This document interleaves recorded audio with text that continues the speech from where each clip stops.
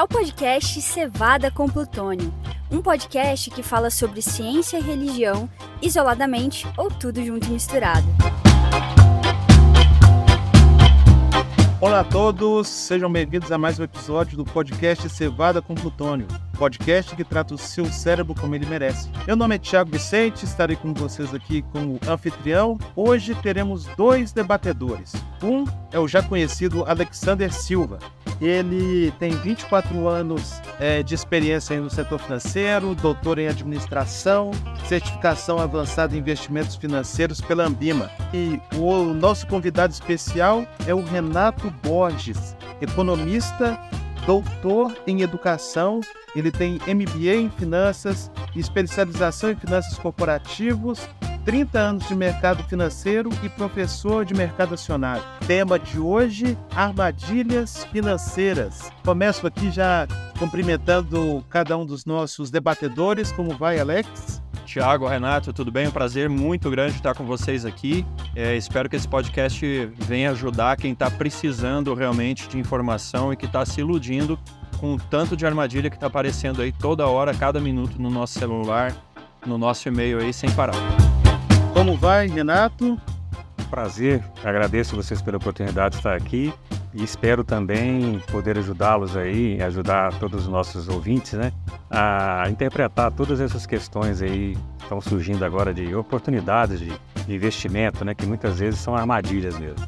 E vamos então aqui, armadilhas financeiras. As armadilhas financeiras têm um único objetivo: tirar dinheiro de pessoas. Umas são mais complexas que as outras, umas são mais descaradas que outras. Seja no vício, na dívida ou nas letras miúdas, cada uma delas tenta te fisgar de algum modo. Pirâmides, bet, jogo do tigrinho, day trade, criptomoedas. O que é ou não é armadilha? E uma pergunta talvez até mais difícil: o que não é armadilha, mas pode ser usado como armadilha? Essas perguntas aqui a gente vai tentar destrinchar aqui para que você saia daqui mais preparado aí para não cair nessas armadilhas e entender o que é investimento e o que é jogo. Renato, você poderia falar conosco aí um pouco mais sobre esse assunto, armadilhas financeiras? Você colocou bem, né? Muito interessante a forma que você coloca aí do que é armadilha descarada, né, assim, explícita, e o que parece não ser armadilha, mas que no fundo pode se transformar em armadilha. Eu acho que tem umas muito sofisticadas aí, né? E aquelas outras que a gente, né, que todo mundo às vezes entra, até por questões assim, sabe que é uma armadilha, mas que entra na fé, né, na esperança de adquirir algum recurso, de maximizar o seu recurso, né? Então, tem muitas formas. Aí a gente vai, no decorrer do tema aqui, vamos abordar cada uma delas, porque cada uma delas tem a sua especificidade, né? Então, tem muitas... às vezes a gente acha que é uma proposta de trabalho, tem muito disso, né? Ou um negócio de empreendedor, mas que, na verdade, é uma pirâmide, né, disfarçada de um negócio, né? Tem muito aí hoje essas ofertas de trabalho que você parece que está vendendo um produto, mas na verdade é uma pirâmide, né? Depois vamos abordar isso.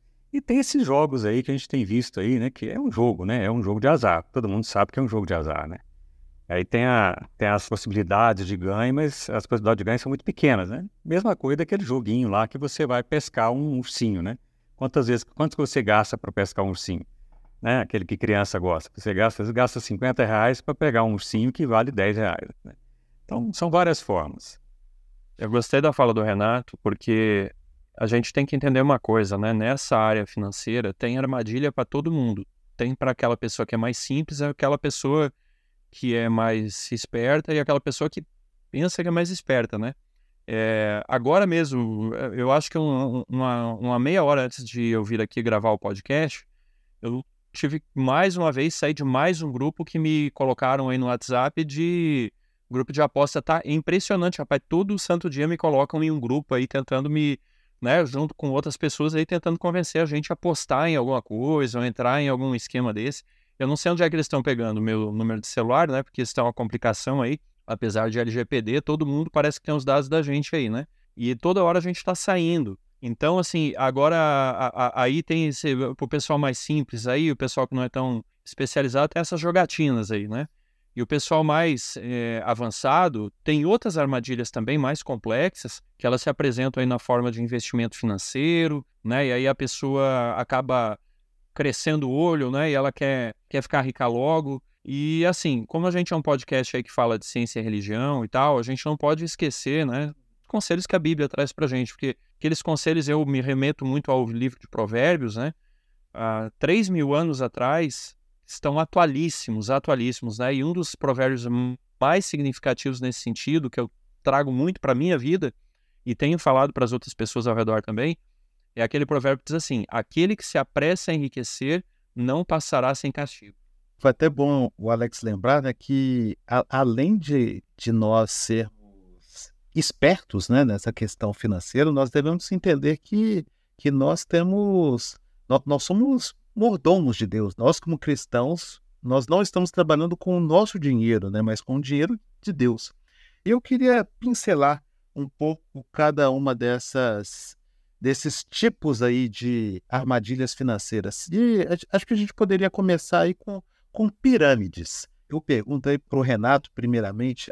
Renato, eu já recebi algumas propostas assim, às vezes a gente é chamado aí para vender um shake, vender algum produto, e aí a gente tem que ter uma sequência assim de hierarquia.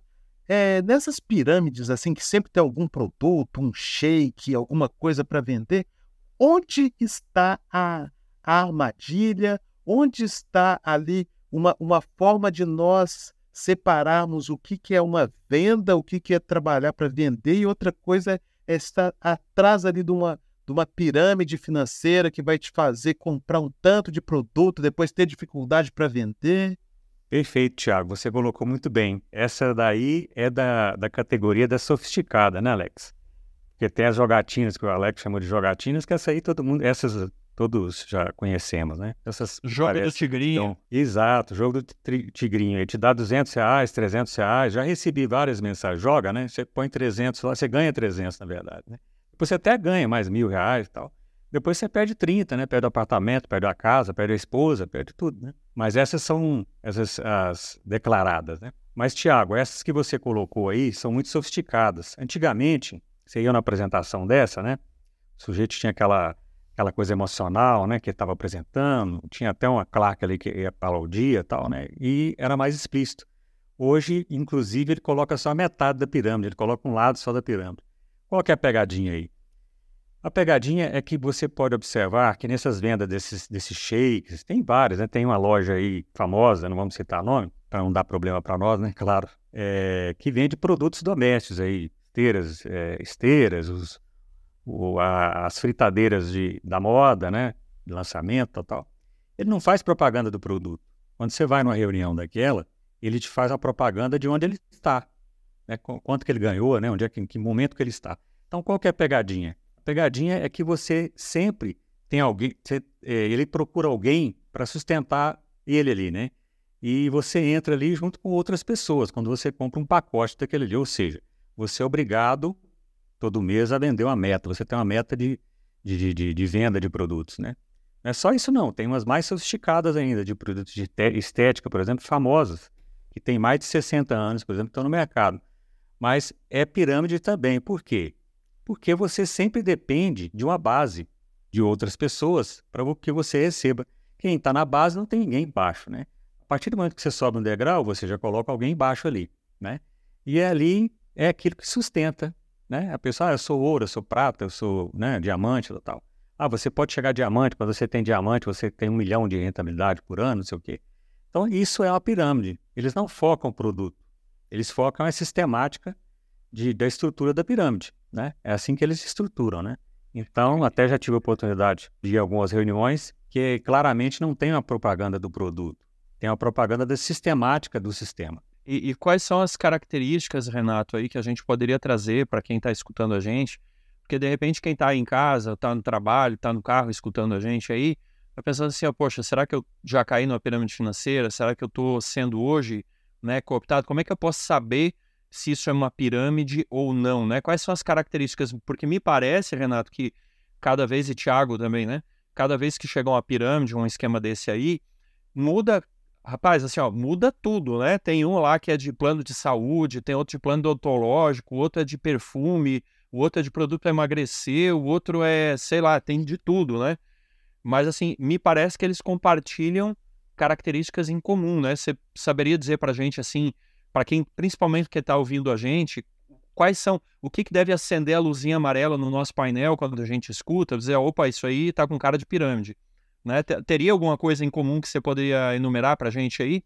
Olha, Alex, a primeira delas, você citou aí Salomão, não foi? Você citou Exato. Salomão que não tem... Pois é, a primeira delas é que atalho não existe. Você não consegue se enriquecer da uma hora para outra, né? Então, essa coisa que você vai ganhar 1 milhão dentro do ano, isso não existe, né? É uma coisa que foi a primeira coisa que você vai desconfiar de uma proposta dessa, é a velocidade do ganho, da rentabilidade que você vai ter. Porque é difícil, quem trabalha honestamente, né? Para trabalhar honestamente no comércio, em qualquer área que seja, você só é rico quando alguém fez a riqueza para você, você herdou, tal, né? A gente até fala isso, numa geração só, dificilmente você vai conseguir. A não ser que você tenha um produto assim, tem os Bill Gates da vida, né? Os Facebooks aí e tal, que o sujeito ele quebrou um paradigma mesmo, né? Mas para 99% da população, esse enriquecimento rápido não existe. Esse é o primeiro ponto.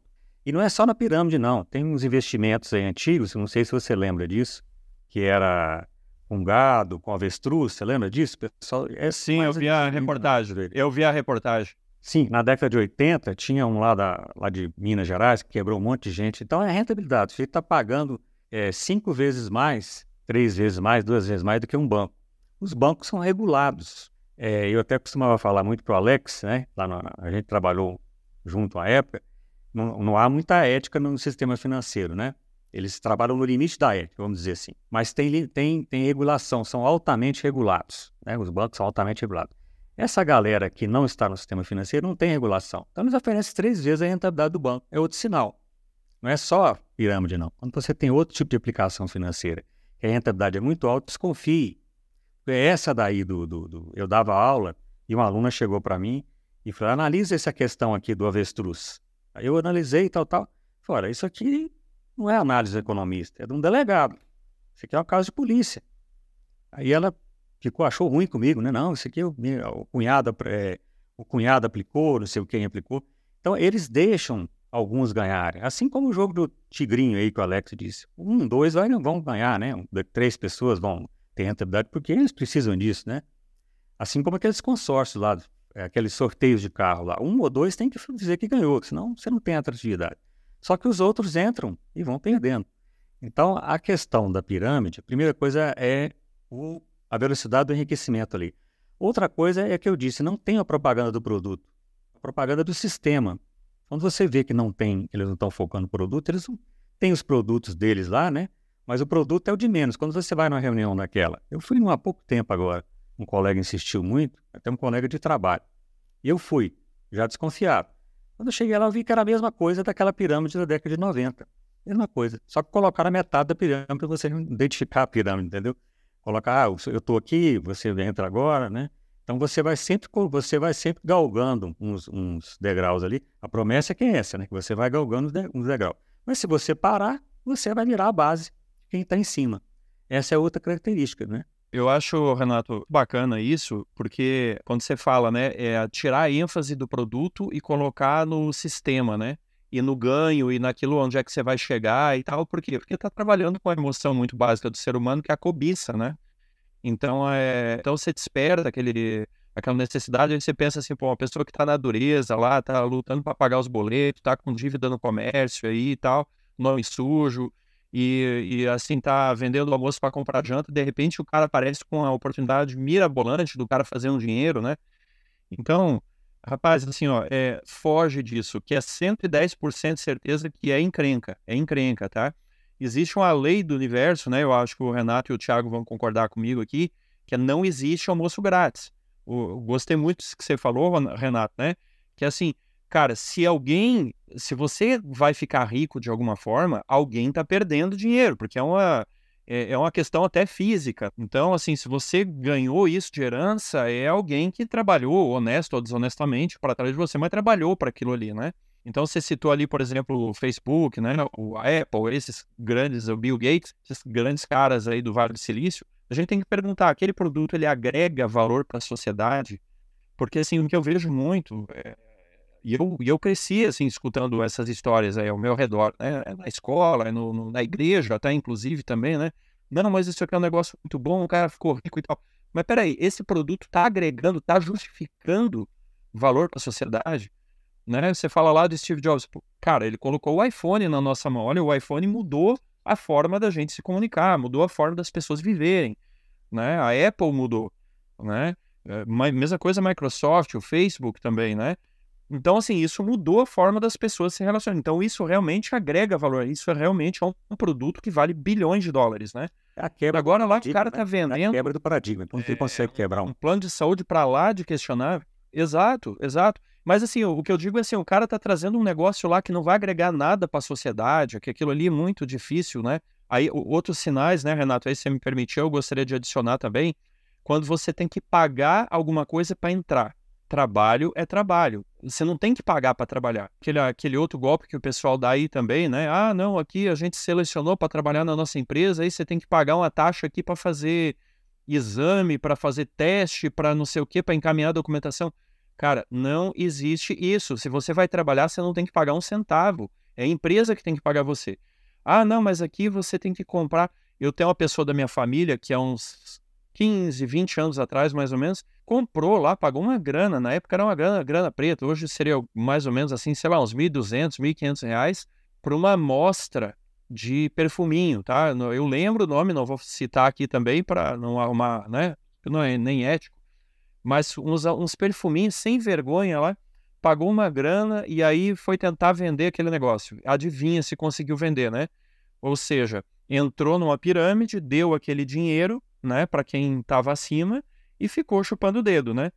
Então, é esse negócio assim, pagar para entrar, foco, como o Renato falou, né, foco no sistema e não no produto. Um produto que não agrega valor para a sociedade. Um esquema assim que você vê que é altamente hierárquico, né? Um é o jogo do avião, não, um é piloto, o outro é comissário, o outro é copiloto, um é general, um é tenente, o outro é capitão, e tem algum esquema hierárquico, né? Ah, depois de tanto tempo você sobe na hierarquia.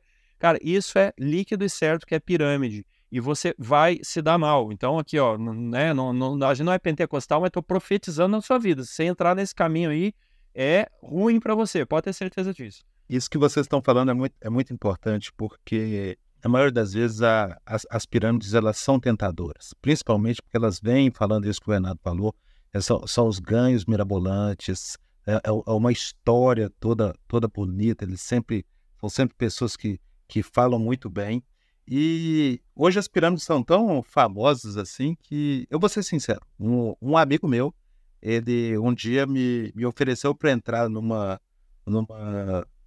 desses esquemas. Aí eu falei assim pra ele, assim, já descarado, não, eu não vou entrar nisso não, isso é pirâmide. Ele me respondeu, não, é pirâmide mesmo, mas está no início, a gente vai ficar por cima. Até isso nós devemos ter cuidado, porque como cristãos, o nosso viver não é de enganar as pessoas. Você entrou na pirâmide, eu sei que você pode estar sendo tentado a recrutar mais pessoas para você tirar o seu prejuízo, mas não envolva outras pessoas. Você entrou, eu estou contando agora para alguém que já entrou, você entrou, aceite o seu erro e não envolva mais pessoas, principalmente parentes, amigos de igreja, porque isso também é crime. Você sabe que você está cometendo alguma coisa. Porque essas pirâmides são coisas sérias. E outras dessas armadilhas financeiras, eu gostaria que vocês comentassem um pouco aí, até começar aqui com o Alex, essa questão aí do jogo do tigrinho aí, eu não sei se eles estão... Eu não conheço esse jogo do tigrinho, mas qual é o esquema dele? Ele é meio desse esquema de ursinho de pelúcia, ou do caça-níquel? Como é que funciona esse jogo do tigrinho? Tiago, a gente tem que entender uma coisa, né? No Brasil, graças a Deus, aqui o jogo é proibido, né? A não ser a Loteria Federal aí e tal. E a gente tem que botar uma coisa na cabeça, tá? É outra lei do universo aí. Escreve as leis do universo aí que a gente tá falando no nosso podcast aí. Jogo, ele sempre vai estar envolvido com crime, com prostituição e com droga, tá? Você nunca vai achar o cara mexe com jogo lá. Eu tô falando de jogo pesado, tá? Não tô falando lá de rifa lá da igreja lá que tá fazendo uma... Graças a Deus a nossa igreja não faz rifa, né? Mas eu sei de umas que fazem aí. Eu não tô falando disso aí, eu tô falando de jogo pesado mesmo, né? Cara, esses caras são bandidão, eles são aqueles caras tipo estereótipo de filme policial, né? Então, assim, não tem joguinho inocente, né? Esse jogo do Tigrinho, por exemplo, que eu citei aí até antes do podcast, que eu estava pesquisando ele, o que acontece? Se você foi lesado, né? Porque o jogo ele tem um potencial de vício psicológico muito grande. Algumas pessoas mais, outras menos, certo? Mas ele tem um potencial de vício. E essas pessoas que às vezes são lesadas por esses aplicativos aí de joguinho e tal, elas não têm simplesmente para onde recorrer. Por quê? Porque esses jogos, eles não são de brasileiros, eles são criados no Brasil. Eles não são hospedados em servidores brasileiros, tá? As pessoas que estão por trás dessas empresas aí que criam esses jogos, elas não estão no Brasil, elas não têm cadastro no Brasil. Então, se você tomar qualquer tipo de prejuízo, você simplesmente vai ter que sentar, botar a cabeça no meio do joelho e chorar, porque não tem para quem recorrer. Você pode fazer um boletim de ocorrência, ok? Mais um para a estatística e você não vai ter seu dinheiro de volta, tá? Minha formação, minha graduação é na área de TI, tá? Daí depois, no estricto senso, eu fui para administração e tal, mas assim, ao longo de toda a minha carreira, sempre tive ligado com duas coisas, finanças e TI. Às vezes, tudo junto, misturado, às vezes isolado. Mas o que acontece? Gente, é ridiculamente fácil. Um menino, eu te diria assim, que um menino esperto de uns 13, 14 anos, ele consegue fazer um joguinho desse que ele dá a impressão que está girando uma rodinha, que está trocando umas figurinhas lá na sua tela, e ele pode induzir qualquer resultado que ele quiser. Justamente porque é um serviço ilegal, não existe nenhum tipo de controle, não existe nenhum tipo de auditoria, não existe nenhum tipo de fiscalização. Você vai botar o seu dinheiro na mão de um cara que está lá do outro lado do mundo e ele desenvolveu um aplicativo que você não faz a menor ideia de como é que aquele aplicativo funciona. Você vai confiar que aquele aplicativo ele vai ser completamente aleatório, sem nenhum tipo de viés, sem nenhum tipo de indução, e que em algum momento aquele aplicativo ali vai dar 3 imagenzinhas igual, você vai ficar milionário. E tem gente que acha difícil acreditar na criação do mundo, mas acredita no jogo do Tigrinho, né? Acredita, e aqui eu estou falando do jogo do Tigrinho porque é o que está mais na boca do povo, mas eu estou falando isso aí também para qualquer tipo de jogo. O que diz a Bíblia lá em Gênesis, né? Deus olhou para Adão e disse assim, olha, no suor do teu rosto comerás o teu pão. Né? Isso é uma maldição, mas Deus não amaldiçoa de verdade as pessoas. Isso é uma maldição que é, na realidade, uma bênção. O trabalho, ele tem um potencial de livrar a nossa tendência para o mal, né? Ocupar a nossa cabeça com alguma coisa boa e alguma coisa que seja digna. Se a gente está tentando dar um bypass nessa ordem de Deus, se a gente está querendo ficar rico sem suar o nosso rosto, alguma coisa está muito errada. E a pior coisa que você pode fazer é entrar no jogo, porque o jogo ele é uma ilegalidade, esses jogos aí eles são crime, e você pode ser punido, inclusive, por estar jogando, por incrível que pareça. Não é só quem botou o jogo lá para você jogar no seu computador, no seu celular, né? Você jogar esse jogo, você está sujeito a uma pena de 3 meses a 1 ano de prisão e uma multa que pode chegar a R$200 mil. Então, assim, se não é suficiente você ver a malandragem que está por trás desse tipo de jogo, então, que te assuste, então, a penalidade, né, da legislação brasileira para quem se envolve, não só comercializa, mas quem envolve, quem divulga esse tipo de aplicativo, esse tipo de jogo aí para a sociedade, né? Ô, Alex, e é interessante esses tipos de jogo, né? Eu não conheci o jogo do Tigrinho, mas já tô vendo aí que ela é bem parecido com esses caça-níqueis, esses que você vai ganhar dinheiro. Que provavelmente o jogo do Tigrinho tem é a mesma coisa aqueles joguinhos do ursinho de pelúcia, né? Um termo que vocês devem saber até mais que eu, né? Um termo que é usado na língua inglesa, né, o near miss, a pessoa sempre quase ganha. E ela fica naquele que ele quase consegue as 3 cartinhas, né? Sempre aparecem 2, sempre é no limite. Ou então o jogo da luzinha, né? Quase acertou a luzinha. E esse tipo de jogo ele vai dando uma sensação de que você está ganhando. Você vai colocando dinheiro. Chega um ponto que você colocou tanto dinheiro que você fala assim, nossa, eu tenho que continuar colocando dinheiro para tentar recuperar alguma coisa. E eu acho que é aí que a pessoa cai, não é? Quando eu tinha 15 anos, eu caí nesse do jogo do ursinho. A primeira vez que eu vi, eu estava num posto de gasolina, a gente estava se preparando para viajar para o Rio Grande do Sul, que na época a gente morava lá, eu estava em Santa Catarina, e tinha um posto de gasolina lá e tinha uma maquininha dessa, né? E pro meu azar, eu consegui pegar um bichinho na primeira tentativa. E por que eu digo por meu azar, né? Esse é o anzol, né, Alex? Nós falamos da... É, É a armadilha, né? Porque tanto o Tigrinho quanto esses outros jogos, né? Ele é considerado um jogo de azar, né? Tecnicamente é um jogo de azar, é uma aposta, né? Mas a gente tem que ver alguém que ganhou, né? Igual o caso do ursinho que você disse, alguém tem que ver ali, alguém ganhando, né? Eu ganhei, eu tirei o ursinho na primeira vez. Aí qual foi a minha reação? Cara, eu vou pegar isso aqui, é muito fácil, eu vou pegar todos esses bichos aqui, né? Porque eu peguei um bem feinho lá, eu queria pegar um mais bonitinho. Resultado, rapaz, eu gastei uma grana, eu não era muita grana porque eu nem tinha, né? Mas gastei muito dinheiro, eu gastei muitas vezes mais do que valia o bichinho que eu tinha pego e depois não consegui mais pegar. Mas me despertou todo aquele processo assim de tentar recuperar, né? Aquela sequência psicológica, né?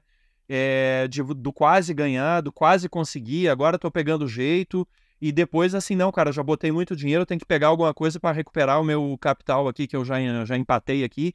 Rapaz, então assim, num exemplo assim tão singelo, né, tão simbólico, eu consegui ver como acontece, né, o processo do jogo, e depois eu nunca mais, graças a Deus, nunca mais me meti com isso aí, mas eu tinha 15 anos, também era um moleque, né? Mas assim, é justamente isso que você falou, Thiago, né? O Renato também. Existe esses caras, assim, grande parte deles são criminosos, né? Eles são caras, assim, muito espertos, no mau sentido da palavra, né? Então, eles sabem enredar a pessoa, eles têm muito estudo, né? De como é que você trabalha com a cobiça, com todas essas características, né? Da psicologia humana, de você despertar esses ganchos aí que o Renato falou, né? A sensação assim de querer recuperar, de tentar levar pelo menos o prejuízo, né? Tirar aquele prejuízo e depois nunca mais jogar. Então eles ficam trabalhando com isso até deixar você virar do lado avesso, né? Na sarjeta. E o que o Renato falou no início é muito verdade, às vezes até sem a família, né? Porque acaba que quem acaba viciando, né, em qualquer tipo de jogo está correndo um risco não só financeiro, mas um risco em todas as áreas da vida aí, né? Inclusive risco de vida. Um que está famoso aí, né, que é aquele da Lei 4.790, né, as lotéricas de aposta de cota fixa, né? As pessoas conhecem como bet.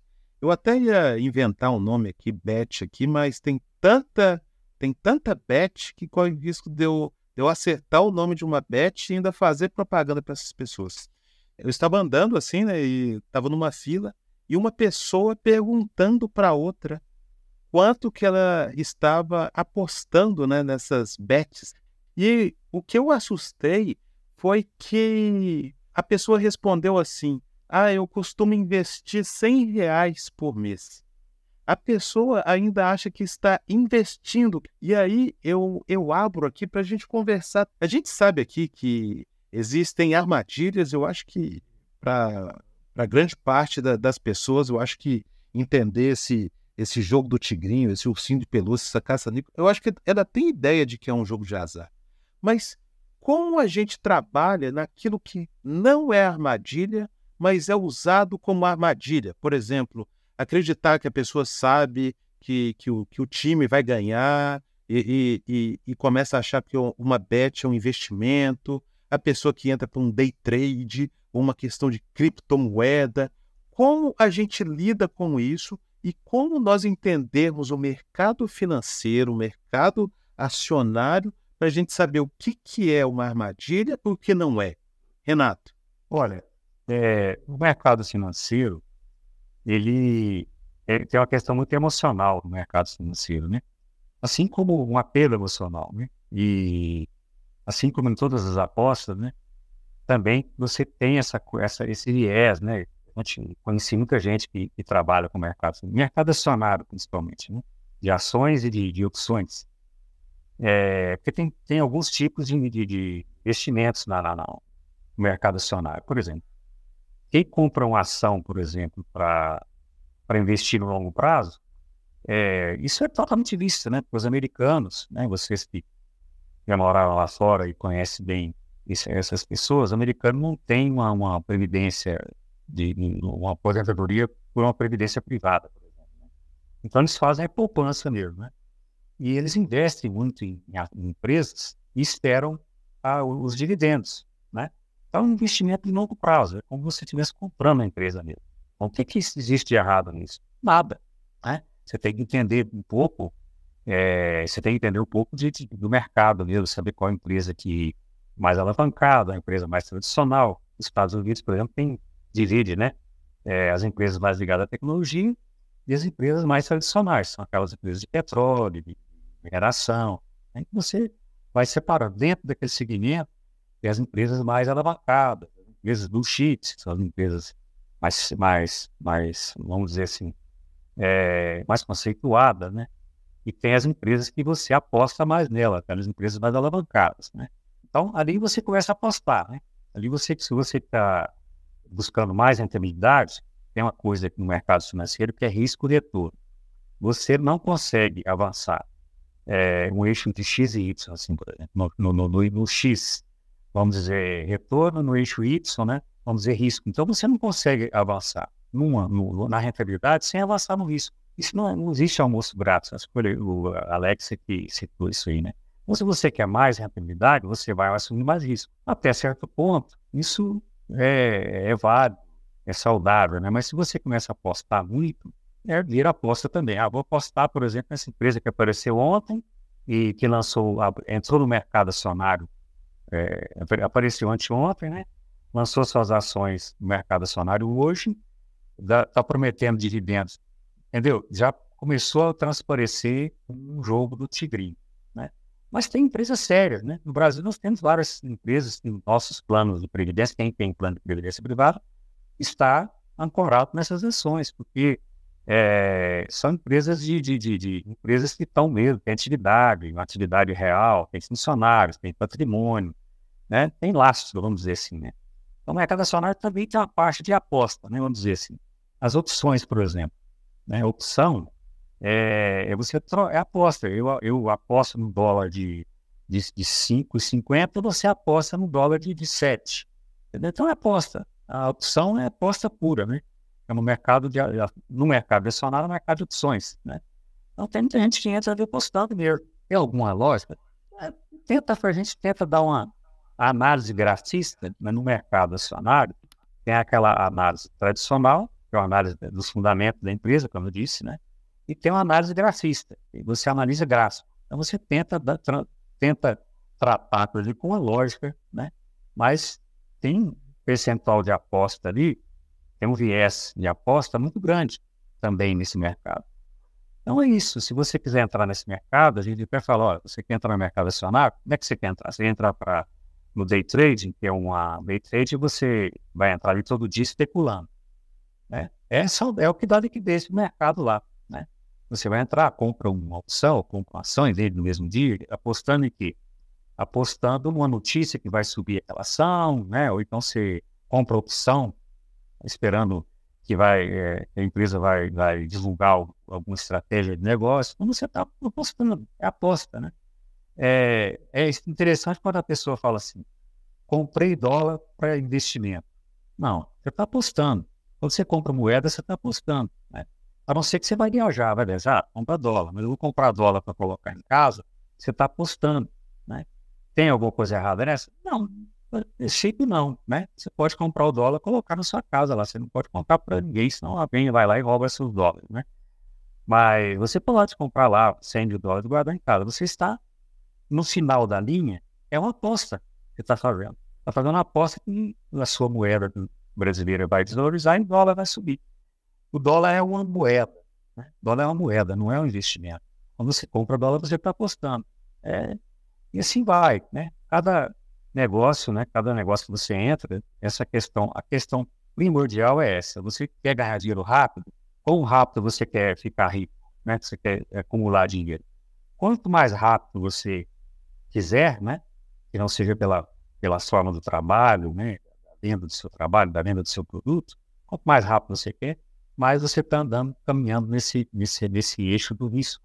E passa por um momento que não é nem mais risco calculado, passa a ser uma aposta mesmo. Então é bem isso aí. Eu acho interessante, Renato, assim, porque para quase tudo, né, tirando esses jogos de azar aí, obviamente, mas nessa área de mercado financeiro, para quase tudo você tem um uso legítimo dessas ferramentas, né? Você estava falando ali das opções, né? Você vai fazer operação de hedge também e tal.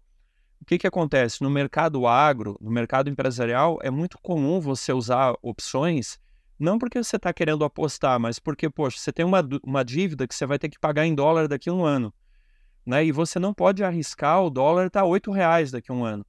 Então, o que você faz? Você compra uma opção de dólar, você vai pagar uma taxa, então você já vai entrar perdendo, mas aquilo ali é como se fosse um seguro. Se o dólar tiver R$8, você exerce a sua opção, né, de compra e você compra o dólar que você precisa e paga a sua dívida, né? Agora tem gente que usa isso aí para fazer alavancagem, que é aquilo que você falou, né? As operações de hedge também foram feitas para proteger, né, o mercado agrícola, o preço da soja, o preço das commodities e tal, né? Para garantir assim, um mínimo de tranquilidade para o produtor que está sujeito à flutuação de preço. Então, assim, tudo tem o uso legítimo. Uma empresa, como você falou, né?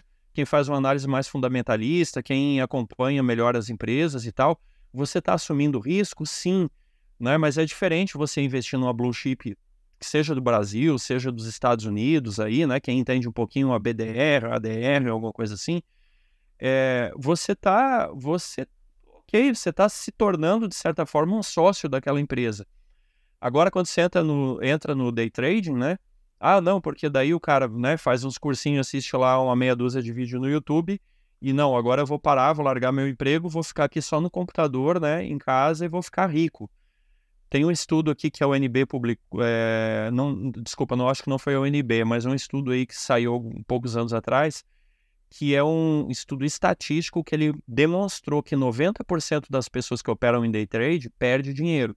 Então é aquilo que você falou, é um jogo mesmo, é uma aposta, né? E assim, a gente que é cristão, principalmente o cristão mais tradicional, né, protestante, o jogo, a aposta, isso aí infelizmente a gente está perdendo essa cultura, mas a aposta é uma coisa totalmente contra o espírito cristão, né?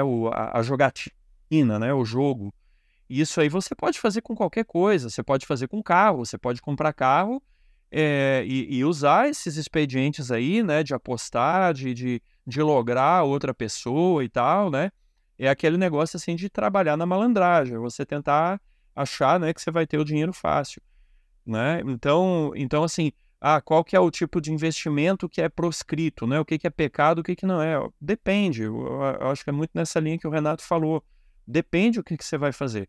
Qual é o espírito que você está entrando? Você está entrando para diversificar o seu investimento, para fazer uma carteira, para você ter uma carteira aí mais protegida aí para a sua aposentadoria, para a faculdade dos filhos, algum sonho, algum projeto de longo prazo? Ou você está entrando assim com aquela ilusão, né, de que você vai virar um magnata lá, trabalhando com seu notebook do lado de uma piscina, num hotel, num resort, e vai ficar rico sem fazer muito esforço, né? Aí o cara diz, não, mas eu estudo as empresas e não sei o quê. Aí eu vou muito na fala do Thiago, né? Igual a questão do bet lá, dos times de futebol. Cara, você pode entender tudo daquele time, do time do adversário, você pode ser o maior especialista em futebol que existe. Mas ainda assim existe um componente aleatório, existe um componente de risco, de incerteza nisso tudo, né? E no mercado acionário é a mesma coisa. Cara, em outubro de 2019, quem é que diria que teria uma pandemia? Né? Que o preço da ação lá da maior parte das empresas iria despencar, às vezes, para um décimo do valor. Então, assim, tem uma grande componente de risco por trás de tudo isso que você não consegue medir, né? E esse risco, dependendo da forma como você encara ele, como você aborda ele pode ser um jogo, ou seja, você pode estar pecando, tá? Você que é cristão que está escutando a gente, fazendo isso, ou não, ou dependendo, você pode estar fazendo uma análise saudável, né? E você vai saber, analisando bem sinceramente com o seu travesseiro, que tipo de perfil, né? Que tipo de proposta você está fazendo aí para sua vida. E até isso que você está falando aí, às vezes a pessoa fica sonhando assim, né, de trabalhar na piscina de um hotel, ter um carro de luxo, e às vezes ele até vê, né, aquele influenciador, né, aquele youtuber, né, que fala que ganha dinheiro dessa forma, mas cuidado, porque 99,9% de chance desse youtuber, na verdade, estar ganhando com a sua visualização, né, ele ganhando com as propagandas do YouTube, com o curso que ele dá, ou se ele for até mais esperto, né, se ele for normal, como as pessoas fazem para ganhar isso, ele está falando para você comprar a ação que ele já tem, que aí ele vai vender naquele preço. E outra coisa que às vezes as pessoas esquecem, Alex, vocês aqui são os especialistas, e eu não sou especialista, é que uma coisa que eu aprendi há pouco tempo sobre essa questão de mercado de ação, porque eu tenho dificuldade em trabalhar com ele, eu nunca comprei uma ação. Você que é que nem eu, que não tem muita experiência, ação é uma coisa que quando você quer vender, tem que ter alguém para comprar. Então, se você acha que vai vender na alta, cuidado, que a pessoa sabe que está também na alta. Então, não é assim você pega uma ação e aí você vai vender a hora que você quer. Você vai vender a hora que alguém quiser comprar. E principalmente porque as coisas elas passam muito rápido. Provavelmente quando aparece na televisão que o ouro tá bom para comprar, que tal ação tá... provavelmente já passou o tempo e ela já está alta e você vai comprar na alta. São detalhes que a gente tem que ter cuidado. Principalmente com o que, agora eu não lembro se foi o Alex ou o Renato, mas assim, qual é o seu objetivo? Por que você está querendo ficar rico tão rápido? E com esse pensamento, a gente consegue começar a moldar em qual é o nosso objetivo para a nossa própria vida. Tiago, desculpa te interromper, mas é só porque eu queria deixar claro para o nosso ouvinte isso aqui que você falou, que é muito importante, tá? Hoje é muito comum, principalmente com os jovens, e eu já dei palestras aí sobre finanças da família e tal, em algumas igrejas por onde eu passei, e convidei o Renato, né? O Renato eu conheço já de vários anos. O Renato, eu tive o privilégio que ele foi meu chefe, né? Na empresa aí que eu trabalho. Enfim, convidei ele e tal, né? Porque é o irmão nosso. E assim, falando, eu vejo muitos jovens, né? O jovem, por natureza, ele tem muitos sonhos, ele tem muitos objetivos. E longe de nós aqui, tá? Para você que está nos escutando, é jogar um balde de água fria nas suas esperanças. Não é isso. Mas a gente só quer tirar você do caminho, do caminho errado. É só isso, né? É igual Salomão, que estava lá na janela e olhou o jovem que foi para a casa da mulher adúltera, né? E Salomão lá estava desesperado que o rapaz ia escangalhar a vida dele toda, né? E aqui a gente está fazendo a mesma coisa. A gente não quer tirar o seu alvo, o seu sonho, seu objetivo, né? Se você pensa com isso, não é isso. Mas é dar o caminho certo. E o caminho certo, rapaz, é o caminho estreito, né? O que está lá em Mateus 7. A porta é estreita. Né? Seja para o céu, seja para o sucesso profissional, financeiro, o caminho é longo e é penoso, não tem jeito. Não tem, né? Mais uma vez, não tem almoço grátis. Então, quando você vê esses caras no YouTube aí e tal, o que acontece? Esses caras, eles têm que mostrar para você que eles estão muito bem de vida, porque como é que você vai comprar o produto deles, né? Seja uma aposta, seja um curso, seja qualquer coisa que ele está vendendo para você, né? Ou seja uma ideia, simplesmente, se você achar que ele é um fracassado, ou que ele não é tão bem sucedido assim. Então ele vai fazer de tudo para aparecer lá com Camaro amarelo em Dubai, em Londres, lá em Orlando, onde quer que seja, entendeu? Ou numa praia aqui do Brasil mesmo, porque ele tem que te vender aquela imagem, ele tem que te fazer acreditar de que ele está por cima da carne seca e que você também pode estar, se você for esperto como ele e aprender com ele, né? Então, essa sedução, ela faz parte do jogo. Ela faz parte do jogo. Isso na realidade, não é muito diferente da prostituição, né? Então, você tem que vender uma fantasia para o seu cliente. Tem que vender uma ideia que ela está muito descolada da realidade, né?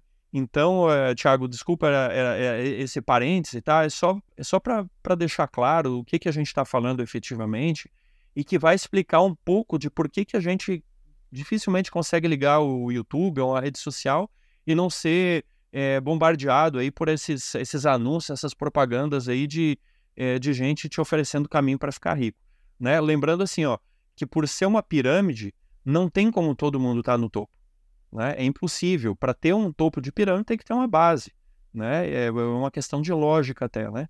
Então é só isso aí que a gente tem que ficar um pouquinho mais atento com isso e olhar um pouquinho mais para a Bíblia, porque lá está o segredo aí para a gente escapar dessas armadilhas. Não, e Alex, isso que você está falando aí de na pirâmide não dá para todo mundo estar no topo, o que eu falei no início também, né? Nós, como cristãos, o nosso objetivo não é ganhar dinheiro às custas das outras pessoas. Então, se você entende que você está numa pirâmide, você está no topo, é a hora de você sair, porque Deus não nos chama, né, para ganhar dinheiro às custas de passar a perna nas outras pessoas. Quer seja da igreja ou não, da família ou não, nós somos chamados para amar o próximo como a nós mesmos.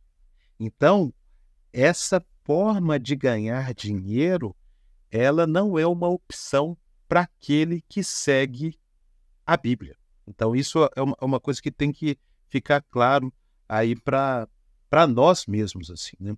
E outra coisa também aqui que foi comentada aqui na hora que a gente estava aqui no briefing aqui do podcast é a questão da criptomoeda. Como funciona a criptomoeda? Existe alguma armadilha que pode estar atrás da criptomoeda? O que vocês poderiam falar sobre isso, Renato? Olha, como todas as outras, né? Vocês colocaram muito bem, o Alex colocou aí a questão da camaro amarelo, né? É o apelo que se faz, você mexe ali com o emocional da pessoa. Todas essas questões aí, né? Ela mexe muito com o emocional das pessoas. A criptomoeda é a mesma coisa, né? A rapidez com que vende-se a ideia ali de que você vai ficar rico rápido, que ele vai valorizar muito rápido. O problema da criptomoeda é que ela não tem lastro, né? A moeda nossa, essa moeda que você vê no dia a dia aí, ela não tem mais lastro em ouro como antigamente, né? Vamos dizer assim, há 50 anos atrás, a pessoa fala do padrão ouro, né? Então, o país, né? Esse país dos Estados Unidos, quanto eu tenho de emitido de moeda? Tem X bilhões de dólares. Eu tenho isso em reserva de ouro. O próprio Estados Unidos quebrou esse padrão monetário aí do ouro, né? Mas ele tem um laço, por quê? Tem um laço nos fundamentos macroeconômicos do país, né? A criptomoeda não. A criptomoeda não tem esse laço. Ela é uma coisa totalmente sem laço. Ela é muito em cima de expectativas, né, de ganhos ali, de quem está emitindo essa criptomoeda. Você está financiando uma moeda, né? Você está dando dinheiro para aquela empresa e você não vê, você não sabe quais são os projetos dela. Então, é esse o problema da criptomoeda. Não tem laço. Então, você pode se dar muito bem, os primeiros ali que entram, né? E você sai e outros podem se dar muito mal. Parecido com a criptomoeda, já teve aqui em Brasília uma empresa que captava dinheiro. Ela pagava 200% do CDI, 300% do CDI, que é a taxa básica do Banco Central, né? É difícil de nós, pessoas físicas, para a gente ganhar essa taxa do Banco Central, é difícil, né? Você ganhar 10% ao ano de juro real, 11% de juro real ao ano. Mas ele prometia 3 vezes, porque o negócio dele era muito bom, e ele dava muito mais visibilidade do negócio do que a criptomoeda. E as pessoas colocavam dinheiro lá. E ele, eu quero sair, ele te pagava com juros e tal. Só que os últimos, o cara não conseguiu pagar. Por quê? Porque não tinha laço. Justamente isso. Então a questão da criptomoeda é a questão do laço. Não tem laço. Você pode sair numa hora boa, colocou lá e ganhou realmente 3 vezes o que o banco paga de rentabilidade. Na verdade, a criptomoeda é muito mais do que se espera, né? Mas você pode querer sair e não vale nada. Você colocou uma questão muito interessante, Thiago, que é quando você está no mercado acionário, você tem que ter alguém para comprar, né? No preço que você quer, né? Que te dá aquele ganho esperado. Se você quiser sair dele rapidamente, de repente você, na ação, na questão do mercado acionário, você ainda consegue um preço, a não ser que a empresa esteja quebrada, né? Mas a criptomoeda parece com a opção, por exemplo. A opção, a gente fala do mercado que a opção virou pó. Ela vira zero. Né? Você pode comprar lá uma opção e você vai vender a opção, ela é uma aposta, como é uma aposta, né? A opção é uma aposta. Então vira zero, nada. É como se você comprou um bilhete de sorteio da bicicleta e não foi o seu número sorteado. Então a opção é mais ou menos assim, é zero. A ação, você tem um pedaço da empresa. Né? A criptomoeda, você tem um pedaço da coisa que você não está enxergando. Pode virar zero. Alguma coisa muito próxima de zero. Então é isso, é uma aposta também. Falando de criptomoeda, Thiago, acho que talvez a gente podia fazer um podcast só sobre criptomoedas, tá? Mas eu vou tentar passar bem rapidinho aqui para não ofender muito o nosso tempo aqui. A criptomoeda eu vejo assim que tem uma questão ideológica por trás também, tá? Bem forte. Porque a criptomoeda, na cabeça de muitas pessoas, ela representa o sonho de um mercado desregulado, né? Que não tem o governo ali para taxar, para tributar, para ter um banco central, né? Controlando. Seria uma moeda livre que você pode transitar livremente por qualquer país. Você não tem taxa de conversão, não tem que pagar impostos em cima das transações, etc. e tal, porque é uma moeda desregulamentada, né? Agora, sim, isso aí pode ser atrativo por um lado, só que a gente tem que entender o seguinte, né? O Max Weber, né, que é um economista aí muito famoso aí da virada do século XIX para o XX, ele falou muito acertadamente que o Estado ele detém um monopólio da violência. Então a gente sabe que quem tem o dinheiro, no fim das contas, é quem tem as armas, né? Vide a geopolítica de hoje, né? De hoje em dia. Então não tem como a gente fugir do Estado. Se a criptomoeda chegar num ponto crítico, como eu acredito que já está chegando em alguns casos, isso aí vai despertar, como já está despertando o interesse dos estados, e vão entrar e vão regulamentar. Ou vão proibir, ou vão colocar algum tipo de cabresto, alguma coisa assim, mas não tem como. É uma riqueza, e essa riqueza, ela gera um poder e ela vai despertar o interesse dos estados. Então isso mais cedo ou mais tarde vai ser ou proibido ou regulado. Né? Então, assim, esses sonhos, né, ufanistas aí que muita gente tem, de que vai ser o do liberalismo econômico extremo aí, né? Isso aí não vai acontecer. Já pode escrever que isso aí, né, é algo aí líquido e certo. Os estados, quem tem as armas, quem tem o poder, vai mais cedo ou mais tarde, se isso avolumar num ponto aí que realmente desperte o interesse deles, isso aí vai acontecer. É líquido e certo. Ela tem uma característica de aposta também, tá? Porque quem compra criptomoeda não... 99,99% não acredita na criptomoeda, não acredita em qualquer tipo de valor, não compra para transacionar, compra com o objetivo de fazer uma aposta, né? Aí alguns compram, né, para facilitar uma transação aí e tal, mas é uma minoria. A maior parte está apostando porque vê o gráfico, né, e vê o gráfico aí subindo. E a gente deve lembrar que há pouco tempo atrás o Bitcoin, que é a criptomoeda mais famosa aí, né, teve uma queda assim vertiginosa e muita gente aí acabou vendendo naquele período e ficou muito ruim, né? Então, outra coisa assim que está ligado com criptomoeda, né? O crime, tá? O crime, o tráfico de drogas, lavagem de dinheiro, tudo isso está operando assim vastamente com criptomoedas, tá? Justamente pelo fato do anonimato, a questão da desregulação, né? Então, assim, está se lavando crimes, por exemplo, né? Cybercrime. Uma maldição aí terrível para as empresas aí que assombra todo mundo da área de cibersegurança é a questão do ransomware, né? Que vai lá, criptografa a máquina de toda a empresa. Como é que os caras exigem o pagamento resgate? Criptomoeda. Então é uma moeda que ela favorece o crime. Ela favorece, por exemplo, a compra e venda de drogas. Ela favorece o tráfico humano, inclusive. Tá? Eu não estou falando isso aqui, não é teoria da conspiração, isso é fato, é página de jornal, certo? Outra coisa, está associada, né, com uma questão muito séria também, que a forma como a maioria dessas criptomoedas está implementada, que é a tecnologia do blockchain, tá? O blockchain, ele é computacionalmente muito intensivo. Então, hoje, o Bitcoin... É uma notícia já um pouquinho, eu teria que atualizar, mas o Bitcoin, ele já gasta mais energia elétrica do que a Argentina inteira, o país da Argentina, né? E eu acho que hoje já deve estar até maior, porque já tem um tempinho que eu vi essa comparação aí. Então, eu não sei até que ponto a energia, né, os sistemas computacionais, eles vão conseguir continuar suportando a evolução das criptomoedas, né? Porque aqui não teria tempo para explicar, elas vão aumentando a complexidade das operações matemáticas aí que estão por trás delas, e elas vão ficando cada vez mais difíceis de serem processadas. Isso taxa pesadamente o meio ambiente na forma de energia, né, que é consumido.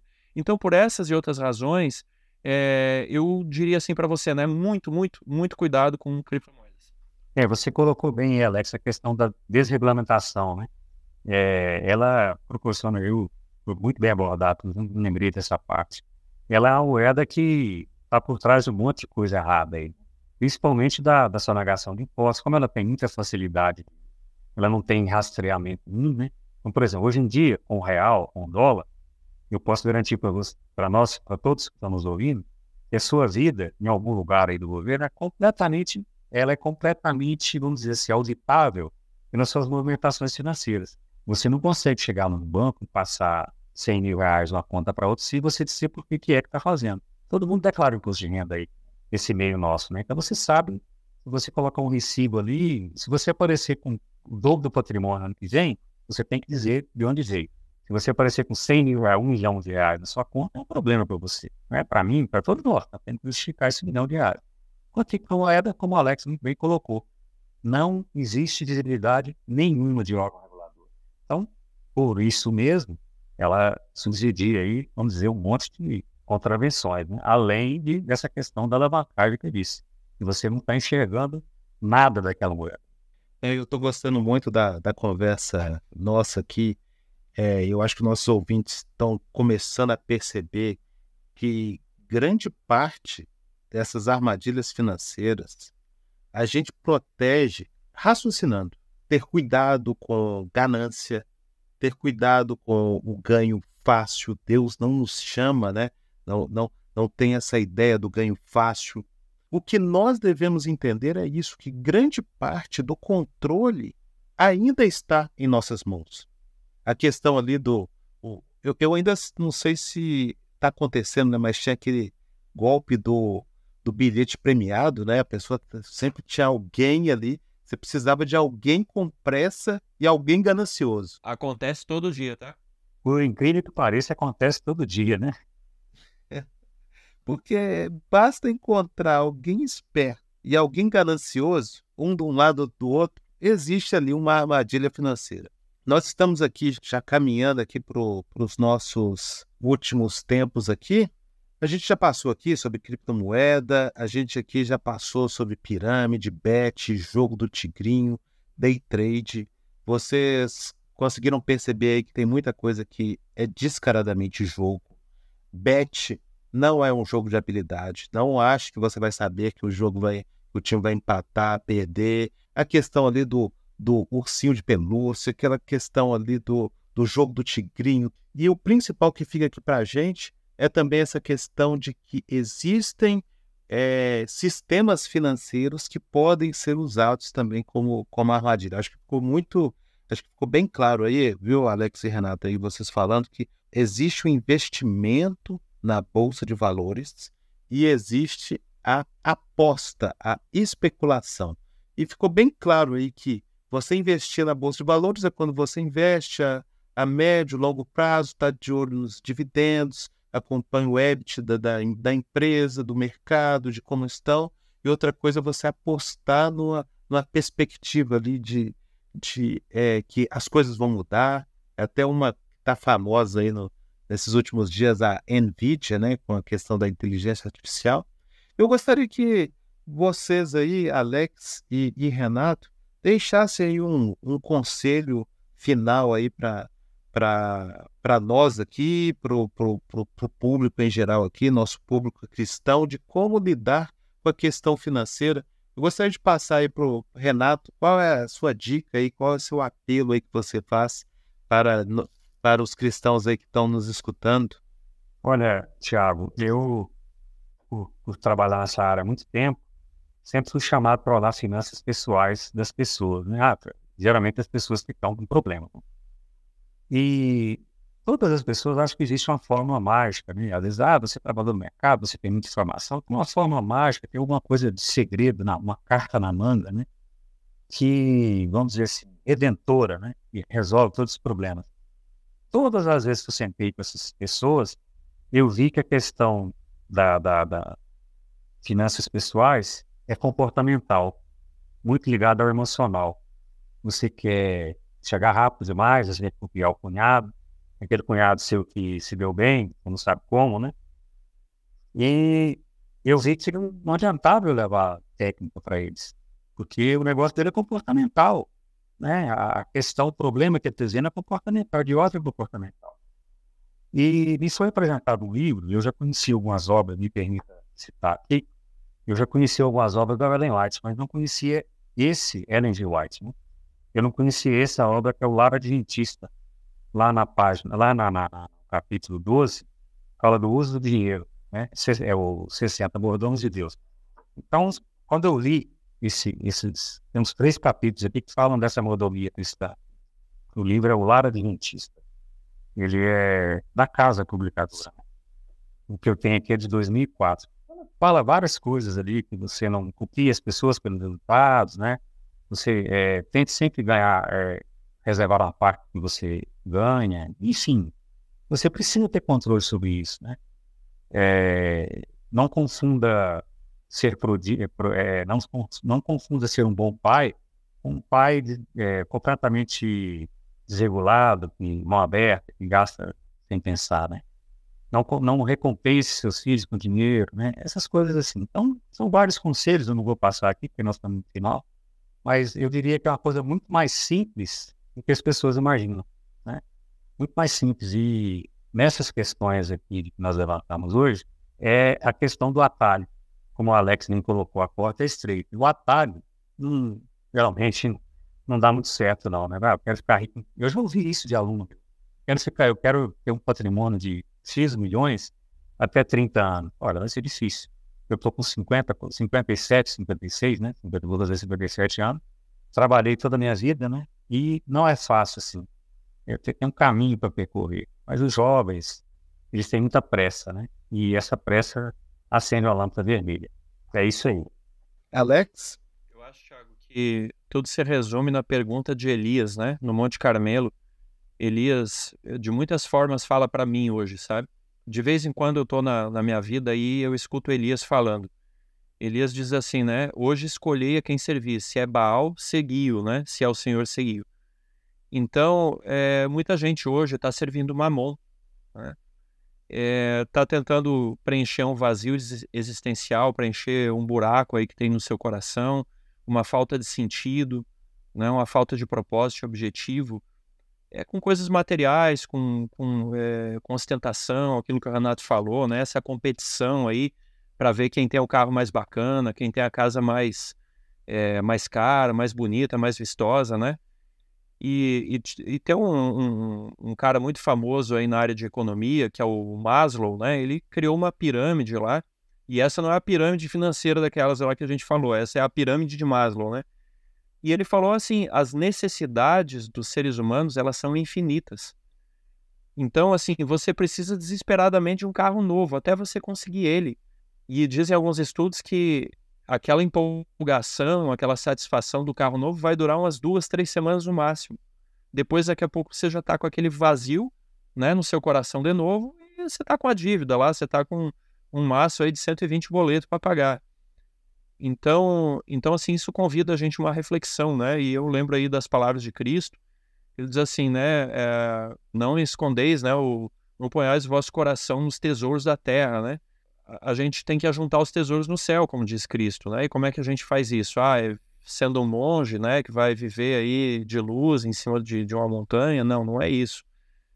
Sim, usando o dinheiro é importante. A gente não vive só de amor, né? A gente precisa do dinheiro, a gente precisa lembrar que a gente é mordomo de Deus. Eu acho que o cristão ele tem uma grande vantagem, sabe, Thiago, Renato? Porque se a gente entender que o dinheiro não é meu, né, não é da gente, que esse dinheiro é de Deus, e eu sou um administrador, com a palavra mais antiga que se usava para isso, que é mordomo, né? Aí a coisa fica tudo mais fácil, porque aí eu entendo que um dia Deus vai me chamar, que nem Mateus 25, né? Deus vai me chamar diante dele e vai dizer assim, ó, e aqueles recursos que eu te dei? Saúde, inteligência, amizade, oportunidades, né?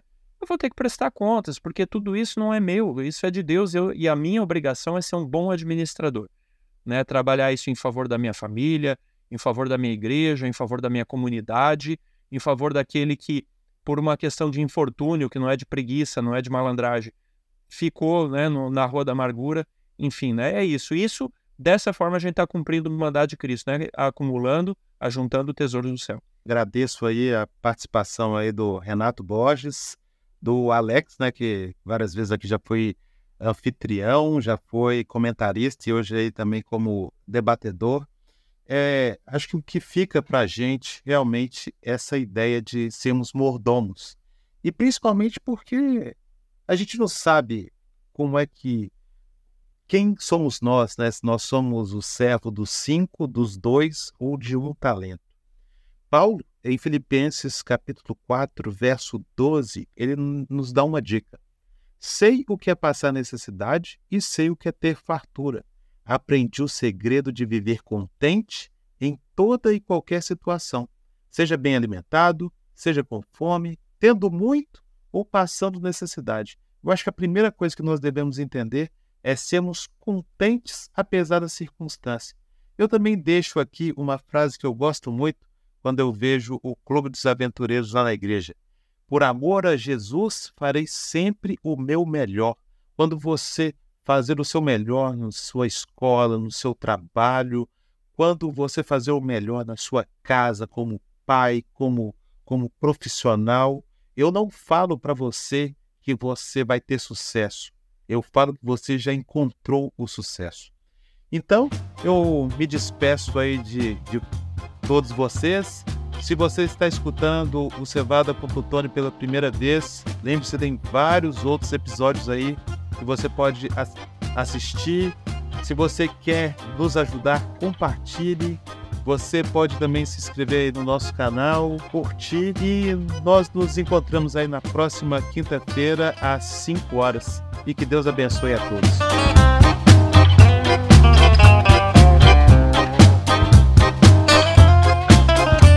Se você gostou deste episódio, assine gratuitamente nosso podcast no Spotify, Amazon, Apple e se inscreva no nosso canal no YouTube.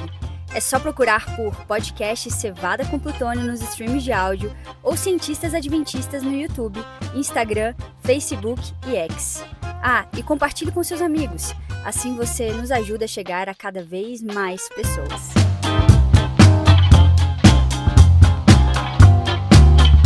Você já nos segue nas redes sociais? Não? Então siga-nos agora mesmo no Spotify e inscreva-se no nosso canal no YouTube. Assim, você não perde nenhum episódio do nosso podcast que vai ao ar toda quinta-feira às 5 horas da tarde. E se você é adventista, aluno ou titulado com mestrado ou doutorado em qualquer área do conhecimento, faça parte do movimento Cientistas Adventistas. Mande um e-mail para cientistasadventistas@gmail.com. Será um prazer ter você conosco. Aviso! O Movimento de Cientistas Adventistas é um ministério de apoio que não possui vínculo jurídico ou administrativo com a organização da Igreja Adventista do Sétimo Dia. O podcast Cevada com Plutônio não fala em nome da Igreja Adventista do Sétimo Dia, suas instituições, ministérios oficiais, obreiros ou colaboradores.